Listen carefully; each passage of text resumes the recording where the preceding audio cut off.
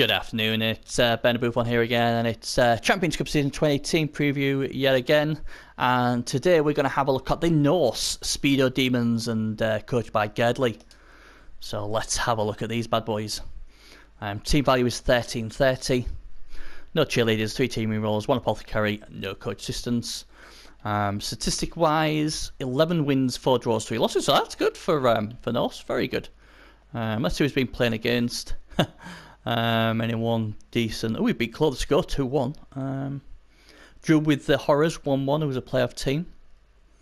Drew with Fluke Qualification 2-2 there. So there's some good results there. So obviously I haven't played many games, but you know there's a smattering of good results there against decent to good teams. So well done for that. He's got the base stand, no surprise there. So let's have a look at the team. Now, when I was looking out for a play to pick out, I'm gonna go a bit off field here. Probably a lot of people might thought number 10 and number 12, but I'm gonna go for number 1, the Yeti. Yetis have a terrible record in the playoffs. Even when I played with my Fun Norse team last season, it was shocking.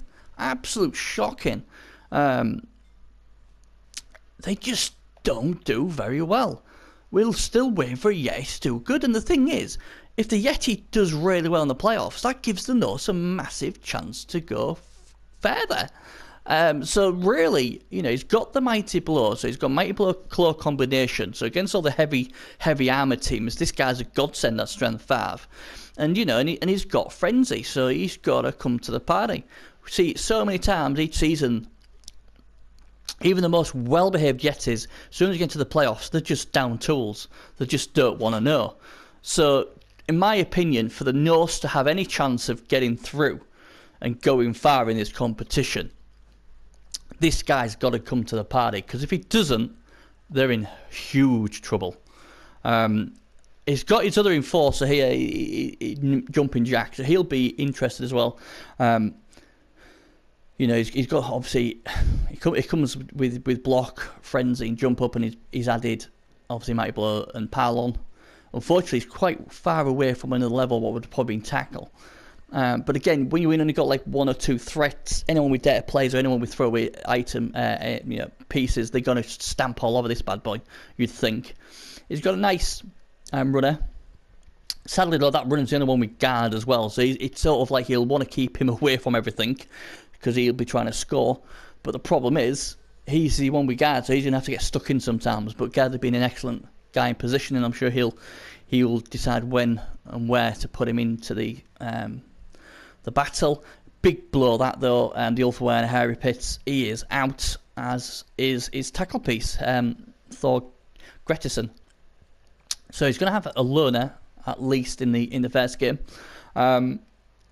The pros are against all the high TV teams. He's going to have the option of probably inducing Cheney. That's a good thing. It obviously gives him some speed, strength 4 with claw and wrestle, so that's always good. It's Gerdley, and we know how good Gerdley is. He got to the semi-finals last season, and he took a one-turner rat to do him over.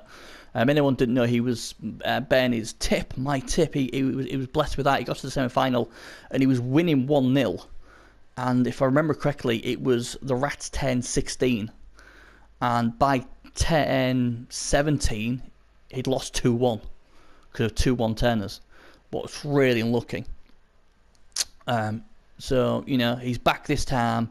And this time is with Norse. And like I said, he's a very good coach. But he's going to have to do something what a lot of us have failed. There's been some very good coaches in the past who have taken Norse. The likes of Gassomal. Who's had a crack at these. I think is it Mercy's had a crack with these as well. I've had a crack with these. The only person who seems to do really well with them is VPowerV, and the rumour is that VPowerV is going to try and qualify with them for season 21. Trippus is very good with Norse, although he's not done much with them in the playoffs, sadly. But yeah, negative wise, there isn't much of them, is there? Let's be honest, there's not much firepower at all. He's praying his Yeti behaves, and Jumping Jack can do his stuff without getting stamped all over. Only 1 guard piece, so he's going to get bullied a lot, and he's only got 2 strength pieces. One of them's out, obviously, so he's only got 1 strength 4, 1 strength 5. So against a lot of the tough teams, the strength 4 teams like the Chaos, the Nurgle, the Orcs, he's going to struggle because they're going to just steamroll, especially if they've got guard, like the Orcs have. And only having 1 tackle as well is going to give him problems against the likes of the Wood Elves and the Dark Elves and the Pro Elves, you know. Although the Pro Elves, because they're so banged up, he probably won't mind going against them. So, you know, he's got a problem. Gately's basically trying to, you know, play his chances down already, saying, oh yeah, I'm going to get bashed by whoever I play against. But, you know, people who know Gately know he's always a good coach, and he's going to give whoever he goes against a good fight. But his team is lacking in many areas. And like I said, the only good thing I can see is at least he'll be able to induce chain against most people. But, you know, a good coach like Gately, I'm sure, will use Frenzy to his advantage. And like we said, he's got the base stand as well.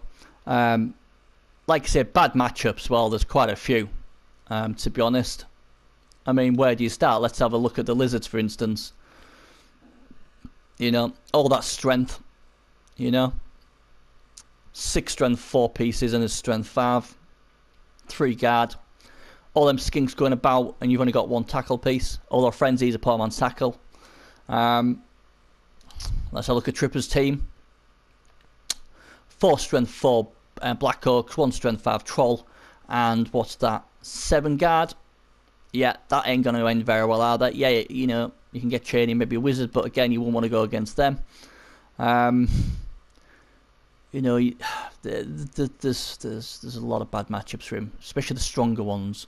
And then even, you know, let's have a look at fight. We haven't seen much of Fight Talkers yet, but again, you know.